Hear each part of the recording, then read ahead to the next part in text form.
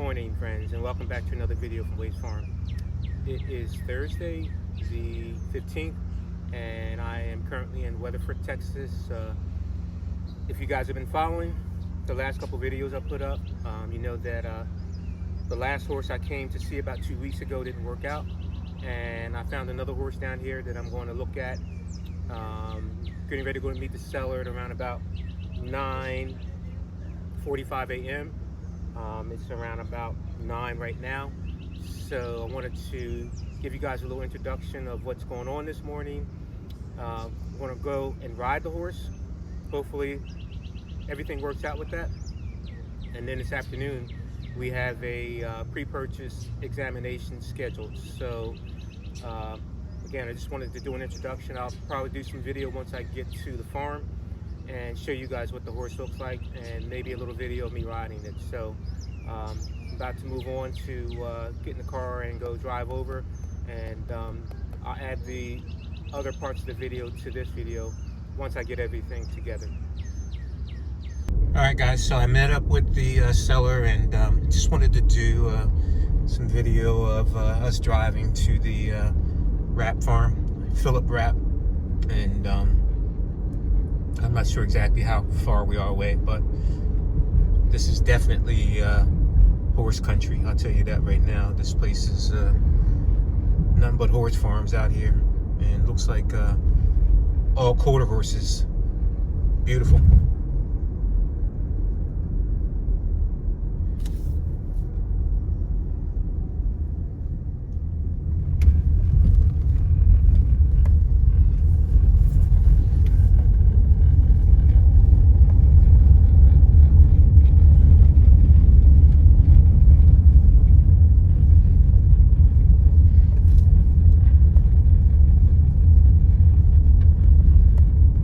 So here we are, guys, again. I'm here at Phil Rapp's farm, and we had a good conversation prior to him riding the horse. He's going to warm her up a little bit, and then I'm going to jump on her.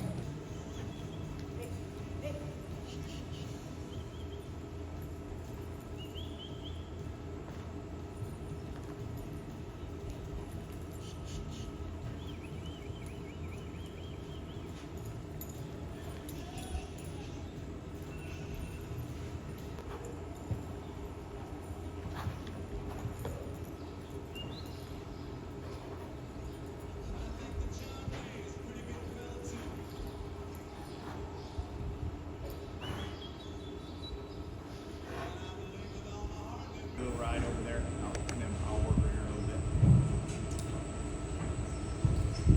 Did you tell her name? Jazzy. Jazzy. Does it? The main bar.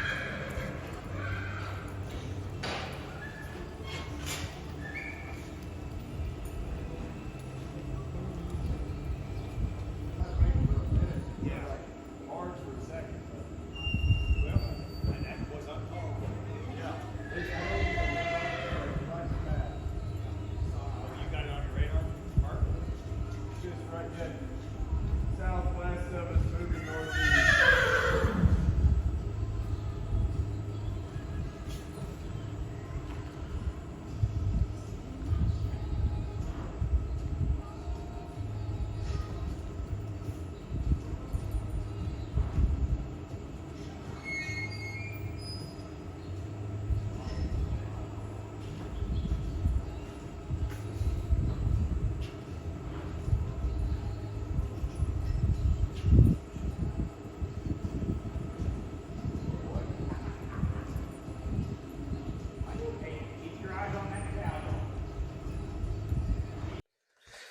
Hello, my friends, and all my YouTube followers. So I'm back with another vid and some news from my trip from Texas, the second trip. I left here on the 14th, which was Wednesday, and I returned yesterday on the 16th. So um, I actually posted another video, and I said, guess what? I'm going back to Texas.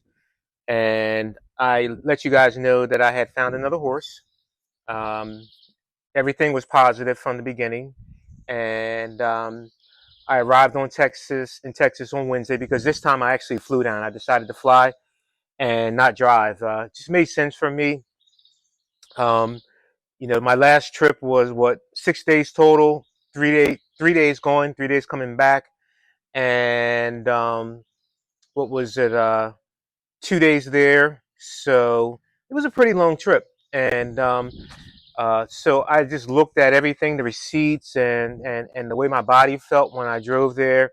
And when I came back, I said, you know what? It takes me 3 days to get there driving, and it takes me 3 hours to get there flying. Makes sense, right? I don't even think I have to tell you what I did. So, but I did fly, and I was pretty refreshed when I got there. Felt pretty good. So now on to the news. I arrived there, and I got what was it? There on Wednesday, and I made contact with the seller. We met Thursday morning, and we went to Phil Rapp's ranch, and that was probably that was probably the best experience for me, honestly. Besides seeing the horse, meet Mr. Rapp. He's a world champion, Hall of Famer type of cutter, and getting to see his facility, meeting his family, his wife, his daughter, his son, and seeing the quality of horses they have there. That was big time for me. Seeing all that. Now on to the horse. So they had the horse warmed up when I got there, thank God, and that was nice of them. And the seller was there too. So I got on the horse after I arrived, and I rode the horse. I'm going to put some video up of Phil working the horse and myself riding the horse. And like I said, I rode her, and I was completely happy with everything that my experience riding her. And that was around about 11 o'clock in the morning. At 3:30 in the afternoon, or 3:40, something like that, the vet arrived. Now, I want to say this. I did have a vet in Weatherford, and for whatever reason, the seller said, listen, my vet's pretty good. If you want, we can use her. And my trust in the seller, I said, okay, no problem. So let's use your vet. So I just want to clarify that it was not my vet that did the pre-purchase examination. It was her vet, who she works with this lady, the seller, and she's been with her, I don't know how many years, but this is her vet. So again, getting back to the examination, not to drag this on, but there were not a bunch, but there were enough red flags for me that it bothered me. Like, for example, the first thing the vet said to me was, one thing that worries me is she saw some arthritis in the right hock. And there was actually arthritis in the right and the left hock. The right hock had about 65%. The left hock had about 40% arthritis. She also let me know that there were because she had all the medical records emailed to her. I requested them and made sure that the vet had all the medical records because I wanted them reviewed so I could see the history, what's happening with this horse anytime that she had any type of vet visit. And one of the things that popped out to the vet was the amount of times that she's had hock shots, hock injections. And that was another red flag for me. So going back to the hocks, on the corners of the hock, I'm not good with the medical terminology of that particular area, but in between the joints, on the corners of them, when you take pictures, you're going to go pictures directly from the back from 12 o'clock to 6 o'clock. Then you're going to take an angle picture from the side of the hock. On the side of the hock, there's an area where there was no cartilage, and that area is starting to seize. Now, I want to say this also too. Those X-rays that she was looking at were a year and a half old. That and the reason why we looked at those X-rays because we figured, you know what, let's start off with those X-rays, and then if we feel need to, we'll go on and print some, take some pictures of some new X-rays.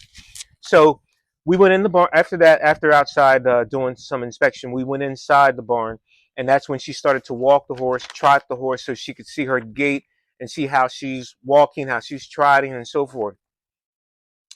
The one thing that's popped out was she's a little bit toed in, pigeon toed, and when she was trotting, her gait was sort of a little bit like outwards, the foot sort of turn.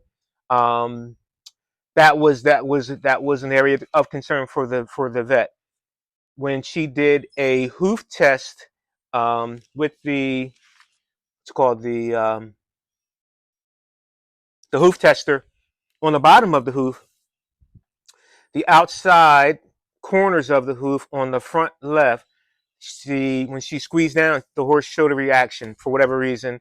I don't know if that's because she didn't have shoes on, maybe because she's unbalanced, but she showed a reaction, a little bit of, reaction is when you flinch. She did. There was no reaction on the right foot. She did the rear hooves, and the same thing on the rear hooves. The outer heel. If I didn't say heel on the front, it was the outer heel on the front, and on the rear feet, it was the outer heel.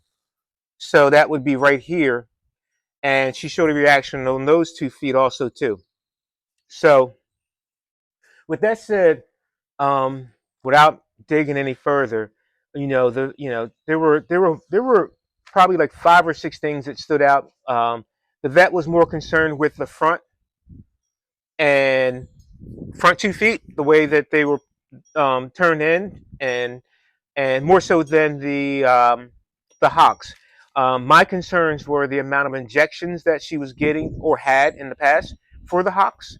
That was big for me, and everything was pretty big for me because the amount of money I was going to spend for that horse, um, I felt as though those issues, the owner would have been upfront with him, or maybe she just didn't review the medical history, but whatever.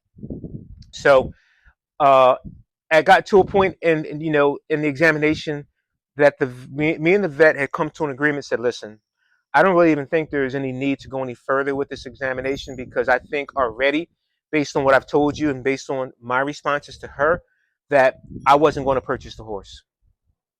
And she was right. So um, I just want to read the last note. These are the 2 pages from the veterinarian that I got yesterday, emailed to me. And I'm just going to read you guys the end narrative of it. In addition, so I'm not going to read the whole paragraph. I'm just going to go from here. In addition, the towing in of front feet may cause future problems. Based on these findings, combined with the physical exam and lameness, recommend not purchasing due concern of future problems.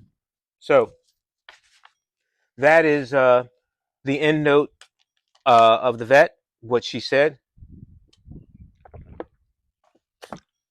And like I said, um, back to the, at that point of the examination, I had just come to the point where I said, I love this horse. I like this horse. She's a beautiful horse, but she's got issues. And there were issues that I had concerns with. And I'm not buying a horse for the short term. I'm buying a horse for the long term.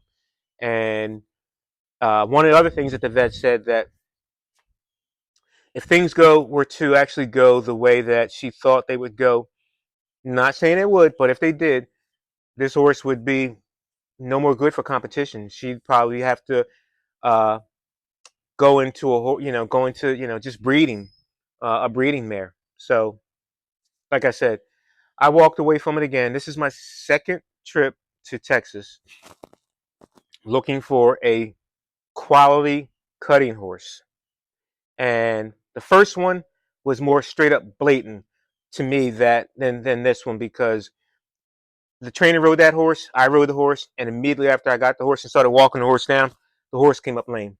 We didn't even do a have a vet come out to do an examination. This particular horse, from the outside looking in, I thought that this horse would the results would be different from the other horse, and um, she didn't come up lame.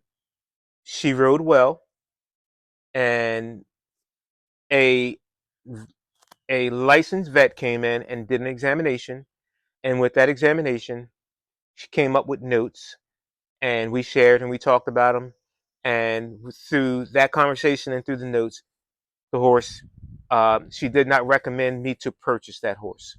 So, with that said, I'm going. Like I said, I'm going to post. You guys, you probably saw the videos, and I'm going to put a picture. There's a picture of the horse, and so you can see exactly what I went to Texas to see. And here I am again. I'm going to take a break from looking for these horses. I'll probably still review some stuff, but I don't think I'll be going back to Texas for a couple of months. I just need some time to sit back and make a decision, and on which direction I want to go with this, because it's costing me a lot of money, and it's costing me a lot of time and energy, and trying to find a horse that is healthy and at my price range. So thank you guys for watching. Um, Appreciate your comments, and wish me luck if I continue to pursue the this thought of buying another horse. And most of my most of the videos you'll see from this point on will probably be from the stuff that I'm doing here on the farm. So I just got my sweet potato stints or plants and stuff. I'm going to start planting some sweet potatoes, and the end of this month I'm going to start planting pumpkin seeds. So it's that time of the year for that too. But um, maybe like I said, some horse shows I'll go to, take some video, and other than that, man, until the next vid. And I appreciate you guys. I appreciate y'all.